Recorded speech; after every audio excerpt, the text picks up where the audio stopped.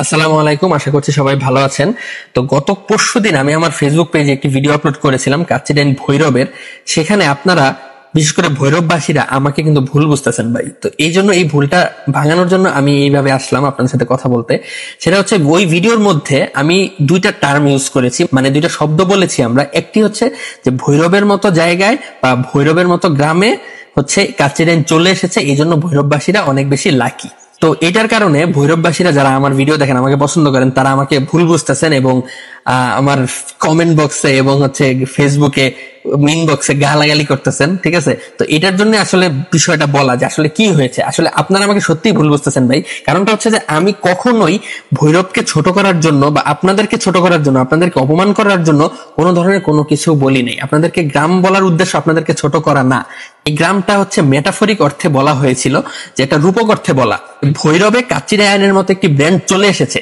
কাচিডানের আগে কিন্তু অন্য কোনো কাচির ব্র্যান্ড ভৈরবে নাই আমার জানা মতে। তো আমি যখন ভৈরবে গেছি তখন আমি দেখলাম যে এই জায়গাটার মধ্যে কাচিডান চলে আসছে। এটা তো আসলেই ভৈরববাসীর জন্য অনেক সৌভাগ্যের বিষয়। কারণ আমাদের যখন মিরপুরে যখন 10-12 বছর আগে কিছু ছিল না, তারপর যখন আস্তে আস্তে সবগুলা ব্র্যান্ড ঢুকছে, আমাদের জন্য কিন্তু এটা সৌভাগ্যের বিষয় ছিল। এখন মিরপুরে অনেক কিছুই আছে। আর মিরপুর কিন্তু আগে গ্রাম ছিল, মানে আমি আমার শহর যেটা আছে সেটা বলতেছি। আর গ্রাম মানে বলাই কিন্তু ছোট করা না ভাই, ঠিক আছে? কারণ বাংলাদেশই তো গ্রাম প্রধান দেশ। হ্যাঁ, তো বাংলাদেশে এই যে দেখেন আমাদের ঢাকা শহর 1971-এর আগে কি ছিল? গ্রামই তো ছিল, তাই না? আর সব তো গ্রাম থেকে আস্তে আস্তে আধুনিক শহর হয়। হ্যাঁ, এটা যেমন আমাদের গ্রামটা হচ্ছে আমাদের ঐতিহ্য, তো এটা যেমন আমাদের জন্য ভালো, আবার আরেকদিক দিয়ে খারাপ কিন্তু, যে আমাদের নিজস্বতা, আমাদের ঐতিহ্যটা কিন্তু আস্তে আস্তে হারায় যাচ্ছে আধুনিকতার ছোঁয়ায়। তো ওইটার সুবাদেই কিন্তু আমি বলেছিলাম যে গ্রামের মতো জায়গায় বা এখানে হচ্ছে কাচিডেন চলে এসেছে, কিন্তু আসলে কিন্তু ভৈরবকে উদ্দেশ্য করে আমি কোনো কিছু বলি নাই। আর ভৈরব কখনোই গ্রাম না, ঠিক আছে? ভৈরব একদম আধুনিকতা, সব ধরনের ছোঁয়াই ভৈরবে আছে। আমি যাওয়ার পরেও গিয়ে অবাক হয়েছি যে ভৈরবেও এখন সব ধরনের ব্র্যান্ড কিন্তু আসতেছে আস্তে আস্তে। সো এবং আধুনিকতা সব ধরনের ছোঁয়াই আছে ভৈরবে, যেটা বললাম। সো গ্রাম আপনাদেরকে বলা আমার উদ্দেশ্য না, এবং আপনাদেরকে অপমান করাও আমার উদ্দেশ্য না। আপনারা, আমরা বাংলাদেশের নাগরিক, এটা হচ্ছে সব থেকে বড় পরিচয়, ঠিক আছে? আর ভৈরব হচ্ছে আমার একটা সফট কর্নার এমনিতেই ভৈরবে আছে। এটা কেন আছে সেটা নাই বা বললাম।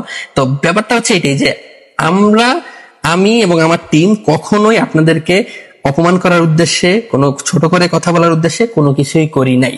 ভিডিওটা সম্পূর্ণভাবেই প্রমোশনের ক্ষেত্রে, আমরা যেহেতু কাচ্চিডানি খেতে গিয়েছি এবং কাচ্চিডানি তো কাচ্চির ব্র্যান্ড, আপনারা সবাই জানেন। সো ওইটা প্রমোট করার জন্যই কিন্তু সেইভাবে কথাটা উপস্থাপন করা আর কি।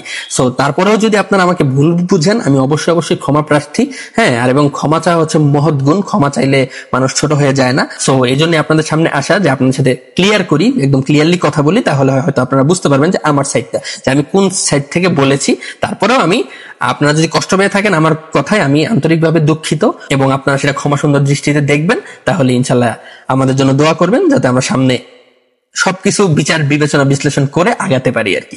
তারপরেও আমি লাস্টলি আবারও বলতেছি যে ভৈরবকে অপমান করা বা ভৈরবকে ছোট করা, ভৈরববাসীকে অপমান করার কোনো খারাপ উদ্দেশ্যই আমাদের মধ্যে ছিল না এবং থাকবেও না। এবং ভৈরবকে আমরা অনেক পছন্দ করি, ভৈরবে অনেক ঘোরার জায়গা আছে।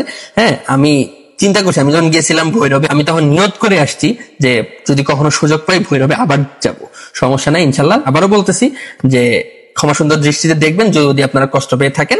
আমার কোনো উদ্দেশ্য ছিল না ভৈরবকে অপমান করার বা ছোট করার। আর গ্রাম শব্দটা হচ্ছে আমাদের নিজস্বতা, ঠিক আছে? তো এটাকে ছোট করে দেখার কিছু নাই। আমরা সবাই গ্রামের ভাই, আপনিও গ্রামের, আমিও গ্রামের। হ্যাঁ, তো এটাই আমাদের নিজস্বতা, এটাই আমাদের পার্সোনালিটি।